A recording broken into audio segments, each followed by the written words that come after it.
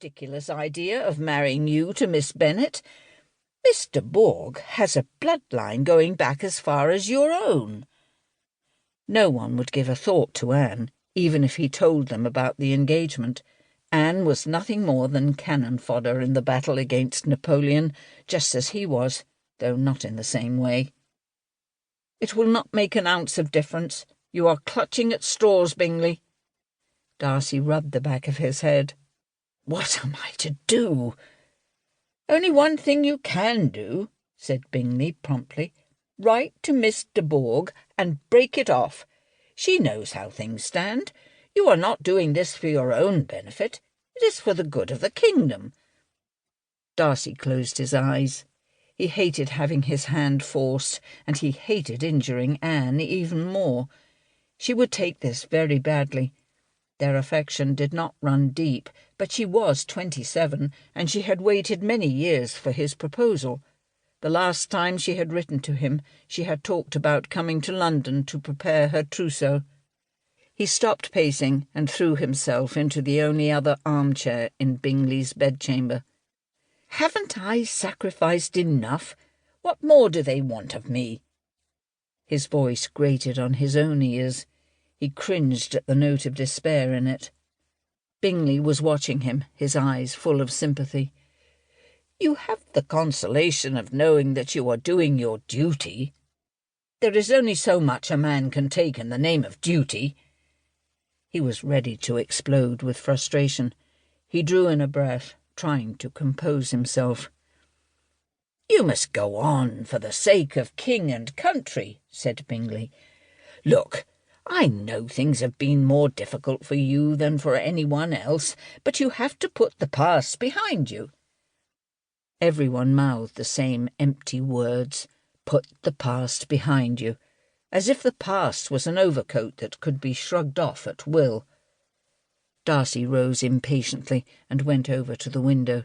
The river looked so peaceful in the last rays of the sun, the rigging of the boats outlined against the orange sky.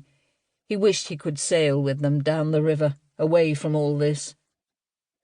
Except that, when he looked more closely, he could see they were not moving.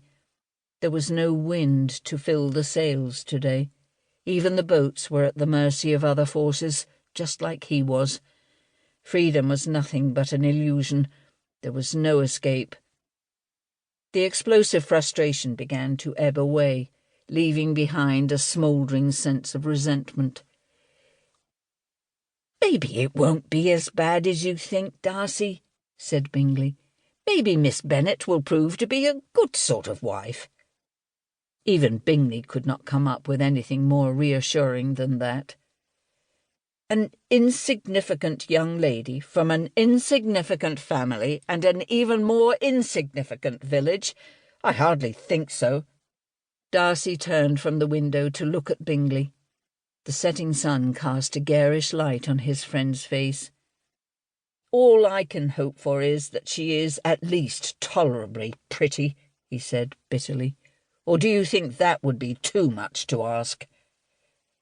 The way his luck had been going lately, he did not believe even that tiny wish would be granted.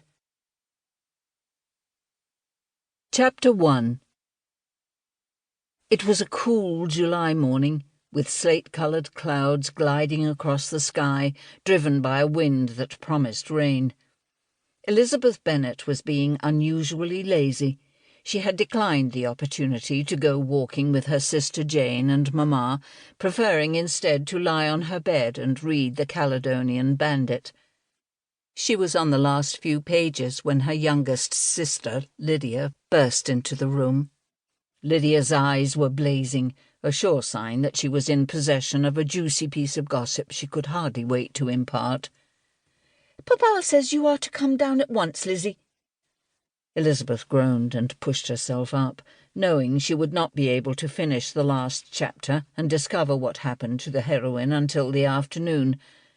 She yawned widely and began to unbraid her hair for her morning brushing ritual. "What can be so urgent that Papa cannot wait?" she said, unperturbed by Lydia's urgency. At 15, Lydia tended to turn the most mundane event.